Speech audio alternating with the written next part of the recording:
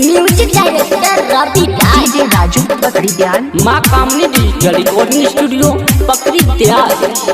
पहले बाबी जन सबरी उकमक बेचे भतारा चल चौक पछानक है चौक पछानक है। पहले बाबी जन सबरी उकमक बेचे भतारा चल चौक पछानक है चौक पछानक है।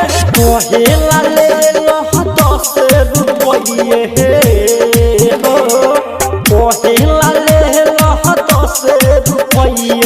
बुढ़ावा के किलो चाहे किलो जवान पहले बाबी जन सबरी उकमक बेचे भतारा चल चौक पछानक है चौक पछानक है। पहले बाबी जन सबरी उकमक बेचे भतारा चल चौक पछानक है चौक पछानक है चौक पछानक है। डीजे राजू पकड़ी ध्यान। चौक पछानक है बेचे भतारा चल चौक पछानक है चौक पछानक है। सबका के साइज बाटे अलग है अलग हो अलग है अलग हो। सबका के साइज बाटे अलग है अलग हो। अब है ले लगोरी सोचिए समझ हो सोचिए समझ हो। हाथी न कहियो हो वैसन बचोली हो हाथी न कहियो वैसन बचोली। आयु बागोरी सुनो नया डिजाइन के। पहले बाबी जन सबरी उकमक बेचे भतारा चल चौक पछानक है चौक पछानक है।